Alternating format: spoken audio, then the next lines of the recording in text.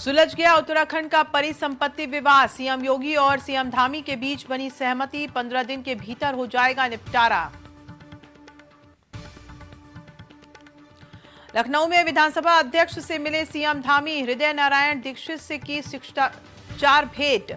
विधानसभा अध्यक्ष ने भेंट की पुस्तकें। महंगाई, बेरोजगारी और गन्ना मूल्य घोषित करने की मांग को लेकर कांग्रेस की पद यात्रा। हरीश रावत के नेतृत्व में निकली यात्रा में शामिल हुए कई कांग्रेस कार्यकर्ता। उत्तराखंड दौरे पर आएंगे राष्ट्रपति रामनाथ कोविंद। पतंजलि विश्वविद्यालय के दीक्षांत समारोह में होंगे शामिल। पहली बार हो रहा है आयोजन। इसी महीने होगी बीजेपी कार्य समिति की बैठक। 25 और 26 नवंबर को देहरादून में होगी बैठक। बीजेपी के राष्ट्रीय महामंत्री बीएस संतोष रह सकते हैं मौजूद।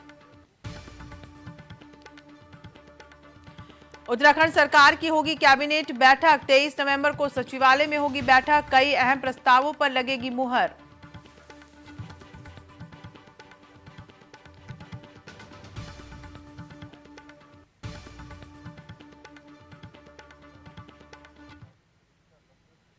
नमस्कार, आप देख रहे हैं इंडिया वॉइस और मैं हूं आपके साथ साक्षी केसरी। देवभूमि समाचार में आप सभी का स्वागत है। बता दें आपको कि उत्तर प्रदेश और उत्तराखंड की परिसंपत्ति के मामले में आज दोनों ही राज्यों के मुख्यमंत्रियों की मुलाकात हुई, जिसके चलते यूपी और उत्तराखंड के बीच में सभी लंबित मामलों के निस्तारण के लिए एक सहमति बन चुकी है। 15 दिनों के अंदर सभी मसलों को सुलझा लिया जाएगा।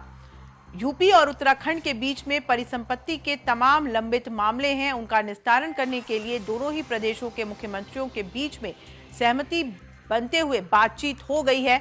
यूपी के सीएम योगी आदित्यनाथ के साथ बैठक के बाद उत्तराखंड के मुख्यमंत्री पुष्कर सिंह धामी ने कहा कि 21 साल से जो मामले लंबित पड़े थे उस पर सहमति बनी है। हमारे सिंचाई विभाग के 5700 हेक्टेयर भूमि पर दोनों राज्यों का संयुक्त रूप से सर्वे होगा। जो जमीन यूपी के काम की है वो यूपी को मिल जाएगी। उन्होंने कहा कि भारत नेपाल सीमा पर बनबसा का बैराज है, उसका पुनर्निर्माण यूपी सरकार करवाएगी। किच्छा के बैराज का निर्माण भी यूपी सिंचाई विभाग करवाएगा। यूपी परिवहन निगम के द्वारा उत्तराखंड परिवहन निगम को 205 करोड़ रुपए का भुगतान किया जाएगा। तो ये तमाम सहमतियां हैं जो दोनों ही राज्यों के मुख्यमंत्रियों ने बातचीत करके सुलझा लिया है।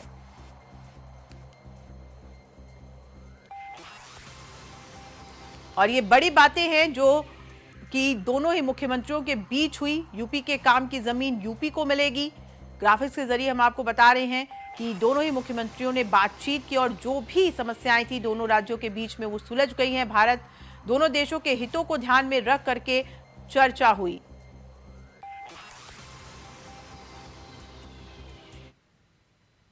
मंत्री पुष्कर सिंह धामी जी, आज एक ऐतिहासिक निर्णय लिया गया है आपका और मुख्यमंत्री जी के बीच में, मुख्यमंत्री योगी जी के बीच में। क्या है ये निर्णय? सर, हम लोग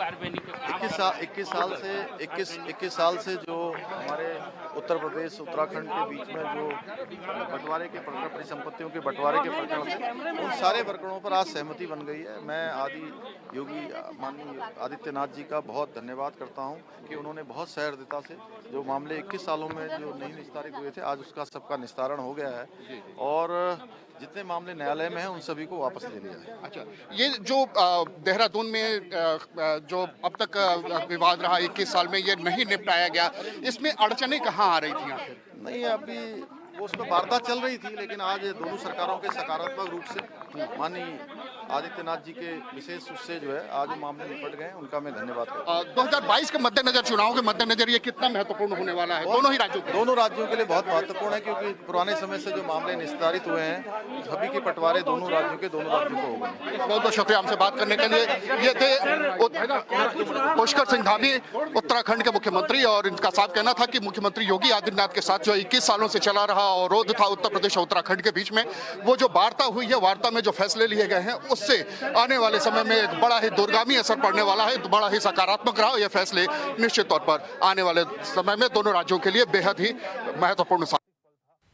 तो सुना आपने, उत्तराखंड के मुख्यमंत्री पुष्कर सिंह धामी ने कहा कि दोनों ही राज्यों के लिए आज जो सहमति हुई है लाभकारी है। इसी पर ज्यादा बातचीत करने के लिए हमारे सहयोगी प्रियम पाठक लखनऊ से जुड़ गए हैं, उनसे ज्यादा जानकारी ले लेते हैं। प्रियम, चूंकि 21 साल से ये विवाद लगातार बना हुआ था, लेकिन आज जब दोनों ही मुख्यमंत्री बैठे, साथ में उन्होंने चर्चा की, बातचीत की, तो सभी विवादों का जो निपटारा है वो हो गया है। और क्या अहम जानकारी? बिल्कुल, देखिए, पुष्कर सिंह धामी जो कि उत्तराखंड के सीएम है, उनका ये 3 दिवसीय उत्तर प्रदेश का दौरा काफ़ी अहम है और सबसे ज़्यादा इस दौरे के दौरान आज दूसरा दिन है उनके दौरे का, और उसमें जो सबसे अहम रहा कि मुख्यमंत्री योगी आदित्यनाथ के साथ में उनकी मुलाकात, जिसमें 21 साल से लंबित जो विवाद थे उनको लेकर आज दोनों ही राज्यों के बीच में सहमति बनी है। आपसी सामंजस्य के साथ में उन सभी विवादों को निपटाया जाएगा, जो न्यायालय में मुकदमे चल रहे हैं उनको वापस लिया जाएगा, और आपसी सहमति के साथ में जो भी विवाद है उसको निपटाया जाएगा। उत्तराखंड के सीएम पुष्कर सिंह धामी लखनऊ में हैं इस समय, दौरे पर हैं वो। अगर इस समय मैं अभी की उनकी प्रेजेंट लोकेशन की बात करूं तो ठीक मेरे पीछे आप देख रहे हैं भारती भवन, इस भवन में ही इस समय उत्तराखंड के जो सीएम हैं वो अंदर बैठे हुए हैं। कुछ लोगों के साथ में वो मुलाकात कर रहे हैं। लखनऊ कल वो आए, उन्होंने लखनऊ विश्वविद्यालय जहाँ के वो छात्र रहे वहाँ पर वो गए, उस हॉस्टल के कमरे का दीदार किया, कमरा नंबर 119 जिसमें वो रहा करते थे। उसके बाद में वो हनुमान सेतु गए, हनुमान जी के दर्शन किए, उनकी पूजा अर्चना करी, और आज उन्होंने राज्यपाल से मुलाकात करी। उसके बाद सीएम योगी आदित्यनाथ से मुलाकात करी, और मुलाकात के दौरान जो सबसे अहम रहा है जी कि 15 दिनों के अंदर जो है दोनों ही प्रदेश जो हैं वो सिंचाई विभाग और आवास विकास के जो मकान हैं उनका सर्वे कराएंगे। कोर्ट में जो मुकदमे चल रहे हैं, जो मामले चल रहे हैं न्यायालय में, उनको वापस लिया जाएगा। वन विभाग के अंतर्गत 90 करोड़ रुपए के जो अवशेष का भुगतान लंबित है उसको तुरंत जो है वो उत्तर प्रदेश की तरफ से किया जाएगा। हरिद्वार में जो अलकनंदा होटल है उसको उत्तराखंड को सौंपा जाएगा। तो इस तरीके के जो वाद विवाद थे, लंबे समय से चले आ रहे थे, कक्ष में परिवहन की जो संपत्ति को लेकर मामला था उसको सुलटा दिया गया है। यानी कि जो लंबे समय से विवाद थे, आज दोनों ही प्रदेश की सरकारों के सकारात्मक रूप के चलते, सकारात्मक रवैये के चलते कह सकते हैं, जो मामले थे, जो लंबित मामले थे, उनको निपटा दिया गया है। और माना जा रहा है जितने भी विवाद हैं अभी प्रियम, चूंकि विधानसभा चुनाव भी है दोनों ही प्रदेशों में 2022 में, तो ऐसे में इन दोनों की जो आज बातचीत हुई है, जो विवाद सुलझे हैं, जो सहमति बनी है, उनका कितना पॉजिटिव असर देखने को मिलेगा? बिल्कुल, देखिए, साफ तौर पर इसका सकारात्मक परिणाम जो है वो दोनों ही प्रदेशों के लिए रहने वाला है। चूंकि जो विवाद थे वो लंबे समय से चले आ रहे थे, लेकिन दोनों ही प्रदेश की सरकारों के बीच में आपसी सामंजस्य नहीं बैठ पा रहा था। लेकिन अब जब पुष्कर सिंह धामी ने उत्तराखंड की कमान संभाली है तो उन्होंने सीएम योगी आदित्यनाथ के आवास पर गए, उनसे मुलाकात किया, तो एक लंबा जो विवाद था वो समाप्त हुआ। उसका कहीं ना कहीं आने वाले चुनाव में बेहतरीन कह सकते हैं परिणाम जो है वो देखने को मिल सकता है। माना जा रहा है कि इसका चुनाव पर भी सकारात्मक प्रभाव पड़ेगा, आम लोगों की जो समस्याएं थी उसका भी समाधान होगा, और कहीं ना कहीं जो आपसी विवाद थे उनको समाप्त किया जाएगा। तो जाहिर सी बात है कि आने वाले चुनाव में इसका सकारात्मक परिणाम देखने को मिलेगा, और चुनाव में महज कुछ ही महीनों का वक्त बचा है जब दोनों ही राज्यों में चुनाव होने हैं। तो ऐसे में कह सकते हैं कि एक बड़ा प्रयास जो है वो पुष्कर सिंह धामी की तरफ से किया गया है, जिसमें वो सफल होते हुए नजर आ रहे हैं। अब देखना होगा कि जो विवाद का जो समय सीमाएं तय की गई हैं निपटाने की, वो कितनी जल्दी जो विवाद है वो सुलटता है। बिल्कुल प्रियम, चूंकि 3 दिवसीय दौरे पर उत्तराखंड के मुख्यमंत्री थे, तो अब उनका क्या कार्यक्रम है, आज कहाँ है वो? देखिए, अभी जो है मुख्यमंत्री धामी की अगर आज बात करें तो सबसे पहले उन्होंने राज्यपाल से मुलाकात करी, फिर सीएम योगी आदित्यनाथ से मुलाकात करी, फिर वीवीआईपी गेस्ट हाउस पर उन्होंने एक प्रेस वार्ता को संबोधित किया, और वहां से वो बीजेपी के हेडक्वार्टर पर गए। बीजेपी हेडक्वार्टर में उन्होंने कार्यकर्ताओं के साथ में मुलाकात करी, इंडिया वॉइस से वहाँ पर खास बातचीत उन्होंने किया, और उसके बाद में अब वो मेरे ठीक पीछे आप देख रहे हैं भारती भवन, यहाँ पर इस समय वो मौजूद हैं। यहाँ से निकलकर वो एबीवीपी के कार्यालय जाएंगे, वहाँ पर जो कार्यकर्ता हैं उनके साथ में वो मुलाकात करेंगे। उसके बाद में वहाँ से वो निकल के उत्तराखंड महोत्सव जो उत्तर प्रदेश में आयोजित किया गया हुआ है 9 नवंबर से लेकर 18 नवंबर तक, यानी कि आज उसका समापन समारोह है, तो उसमें वो जाकर शामिल होंगे। उत्तराखंड महोत्सव जो है उसमें किस तरीके से उत्तराखंड की झलकियों को उत्तर प्रदेश के अंदर दिखाया जा रहा है। हर साल ये मेला जो है वो आयोजित किया जाता है, महोत्सव आयोजित किया जाता है, तो उसको वो जाकर वहाँ पर वो देखेंगे।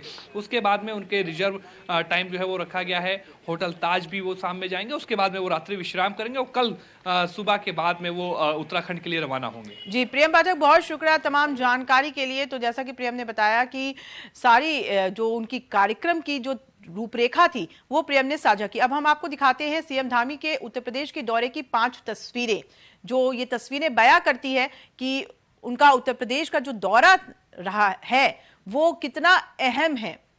तो पहले हनुमान मंदिर में भी पूजा अर्चना की थी मुख्यमंत्री पुष्कर सिंह धामी ने।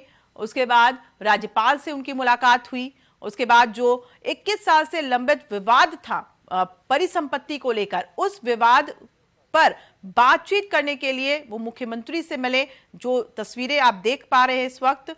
और उसके बाद विधानसभा अध्यक्ष से उनकी मुलाकात हुई। साथ ही सीएम योगी आदित्यनाथ के साथ उन्होंने बातचीत की, उनसे शिष्टाचार मुलाकात की। ये 5 तस्वीरें बयां करती है उस अहम दौरे की, जो कि उत्तराखंड के मुख्यमंत्री पुष्कर सिंह धामी उत्तर प्रदेश के दौरे पर है। आज भी उनका तीसरा दिन है दौरे का और कल वो वापस उत्तराखंड लौट जाएंगे। लेकिन इन 3 दिनों के जो दौरे में उन्होंने कई अहम मुद्दों को सुलझा लिया है, विवादों को निपटा लिया है। उत्तराखंड के जो भी विवाद उत्तर प्रदेश और उत्तराखंड के परिसंपत्तियों को लेकर के था वो सुलझ गया है और एक तय सीमा है, 15 दिनों के अंदर सभी का निपटारा किया जाएगा। तो ऐसे में ये वाकई में 3 दिवसीय दौरा उत्तर प्रदेश के लिए भी लाभकारी है, तो उत्तराखंड वासियों के लिए भी लाभकारी है। उत्तराखंड दौरे पर आए दिल्ली के डिप्टी सीएम मनीष सिसोदिया ने उत्तराखंड में विकास को लेकर तमाम बातें कही। उन्हीं में से एक बात उन्होंने कही कि अगर उत्तराखंड में आम आदमी पार्टी की सरकार बनती है तो वो उत्तराखंड को स्विट्जरलैंड की तरह डेवलप करेंगे। मनीष सिसोदिया के इस बयान पर कांग्रेस और आम आदमी पार्टी, आपको बता दें कि कांग्रेस की तरफ से इस बयान पर चुटकी ली गई। सतपाल महाराज जी पिछले 3-4 साल से जितनी बार अपनी मूर्छें हटते हैं उतनी बार सिंगापुर बनाते हैं, कभी पेरू बनाते हैं, कभी सिंगापुर बनाते हैं। पता नहीं मनीष सिसोदिया जी ने उनसे फॉर्मूला लिया है या जो है मनीष जी के फॉर्मूले को सतपाल जी आजमा रहे थे। मगर हम तो एक ही बात कह रहे हैं, तुम आपस में आदान प्रदान कर लो अपने फॉर्मूले का, मगर उत्तराखंड को उत्तराखंड रहने दो। हरीश रावत जी स्वयं अपने संगठन में प्रभावहीन हो चुके हैं। वो अपने वयोवृद्ध नेता होने का नाजायज फायदा उठाकर उत्तराखंड की जनता में आम आदमी पार्टी के बढ़ते प्रभाव को दुष्प्रभावित करने का कुप्रयास न करें। हरीश रावत जी हमारी विचारधारा और हमारे नेताओं के बयानों का उपहास करके अपनी नासमझी प्रकट कर रहे हैं। उनका हाल ऐसा है जैसे खिसियानी बिल्ली खंबा नोचे। कांग्रेस ने उत्तराखंड सरकार को घेरने की तैयारी शुरू कर दी है। बढ़ती महंगाई, बेरोजगारी को मुद्दा बनाकर कांग्रेस सरकार को घेरने की कोशिश कर रही है। इसी बीच डोईवाला में पूर्व सीएम हरीश रावत ने बढ़ती महंगाई, बेरोजगारी और गन्ना मूल्य घोषित करने की मांग को लेकर पदयात्रा निकाली। इस यात्रा में बड़ी संख्या में कांग्रेस के नेता और कार्यकर्ता शामिल हुए।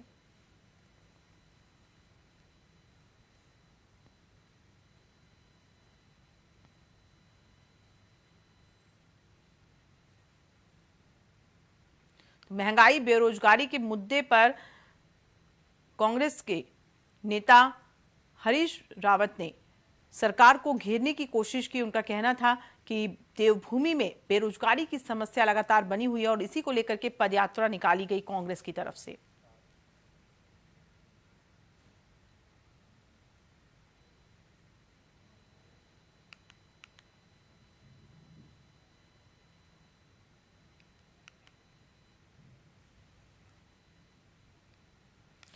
चारधाम तीर्थ पुरोहितों की नाराजगी फिर बढ़ गई है। उन्होंने अब विधानसभा भवन को घेरने का फैसला किया है। ऋषिकेश से ये बड़ी खबर आपको बता दें।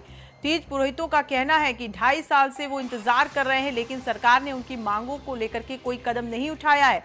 तीर्थ पुरोहितों का कहना है कि अगर उनकी मांग पूरी नहीं हुई तो वो चुनाव में सरकार के खिलाफ भी लड़ेंगे। ऋषिकेश से ये बड़ी खबर, जहां तीर्थ पुरोहितों की नाराजगी एक बार फिर से देखी जा रही है। देवस्थानम बोर्ड को लेकर के नाराज तीर्थ पुरोहित रहे ही हैं, अब एक बार फिर से उनकी नाराजगी यहां पर देखी जा रही है। तीर्थ पुरोहितों का कहना है कि उनकी जो मांगे हैं सरकार उस पर ध्यान नहीं दे रही है और अगर ऐसा आगे चलता रहा, ऐसा ही होता रहा तो सरकार के खिलाफ वो खड़े होंगे।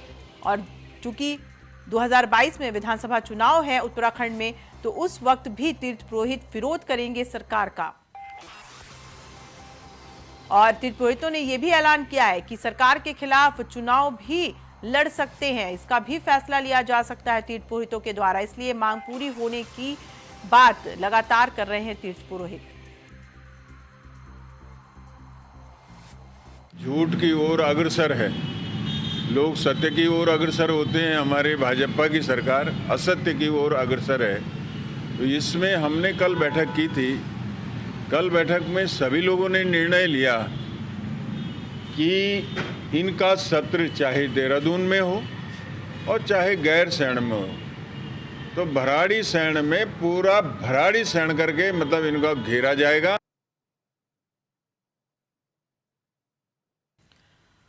तो तीर्थ पुरोहितों ने एक बार फिर से बड़ा ऐलान कर दिया है और कहा है कि सरकार उनकी मांगों को नहीं मान रही और अगर ऐसा ही चलता रहा तो सरकार के खिलाफ चुनाव भी लड़ सकते हैं। क्योंकि 2022 में विधानसभा चुनाव है, 70 विधानसभा सीट है प्रदेश में और ऐसे में अब तीर्थ पुरोहितों का ऐलान ये है कि वो सरकार के खिलाफ खड़े हो सकते हैं। तीर्थ पुरोहित समिति ने ये फैसला किया है और ये ऐलान भी कर दिया है कि मांग पूरी नहीं की जा रही है, सरकार उनकी मांगों को अनदेखा कर रही है। ऋषिकेश से ये बड़ी खबर आपको लगातार बता रहे हैं, जहां पर तीर्थ पुरोहितों की नाराजगी देखी जा रही है। विधानसभा भवन का घेराव भी करेंगे तीर्थ पुरोहित, ऐसा ऐलान कर चुके हैं। चूंकि तीर्थ पुरोहित समिति की बात की जाए तो उन्होंने कई अहम बड़े फैसले लिए हैं। उनका कहना है कि वो राजभवन का घेराव करेंगे और सरकार अगर तब भी उनकी मांगों को नहीं मानती है तो चुनाव भी लड़ने का फैसला लिया जा सकता है तीर्थ पुरोहितों के द्वारा। ऋषिकेश से ये बड़ी खबर, जहां पर तीर्थ पुरोहितों की नाराजगी एक बार फिर से देखी जा रही है। देवस्थानम बोर्ड को भंग करने की मांग लगातार करते रहे हैं तीर्थ पुरोहित, लेकिन साथ ही उनका यह भी कहना है कि उसके साथ साथ और भी जो उनकी मांगे हैं, साधु संतों की जो मांगे हैं, अगर उनको पूरा नहीं करती है सरकार तो सरकार के खिलाफ भी जा सकते हैं तीर्थ पुरोहित। तीर्थ पुरोहित समिति की तरफ से ये ऐलान किया गया है कि चुनाव भी लड़ सकते हैं सरकार के खिलाफ तीर्थ पुरोहित। क्योंकि उत्तराखंड में विधानसभा चुनाव है अगले साल और ऐसे में लगातार देखा जा रहा है तीर्थ पुरोहित नाराज नजर आ रहे हैं। इसका कितना खामियाजा सरकार को भुगतना पड़ेगा ये तो आने वाला वक्त ही बताएगा, लेकिन फिलहाल मांग कर रहे हैं तीर्थ पुरोहित कि अगर उनकी मांगे नहीं पूरी की गई तो सरकार के खिलाफ वो जाएंगे। अल्मोड़ा में सैनिक सम्मान यात्रा की शुरुआत की गई। सुमेश्वर विधानसभा के दौला घाट में ये सम्मान यात्रा निकाली गई, जिसमें केंद्रीय रक्षा राज्य मंत्री अजय भट्ट मौजूद रहे।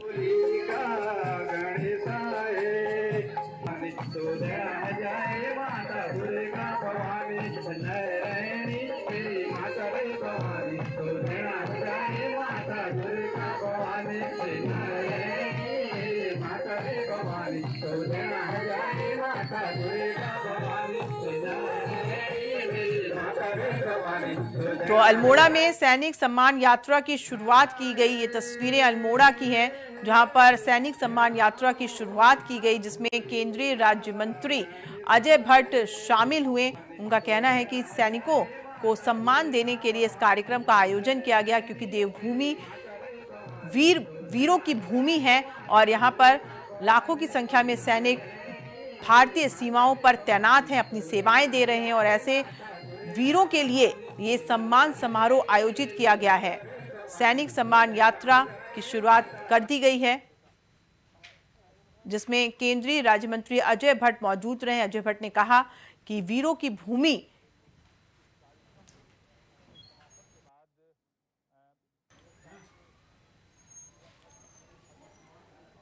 सैनिक सम्मान पर यहाँ अल्मोड़ा जिले में है। इसी तरह से जगह जगह पर हम सैनिक सम्मान कर रहे हैं, क्योंकि ये हमारी देश की वो निधि है जिनकी वजह से हमारा देश बचा।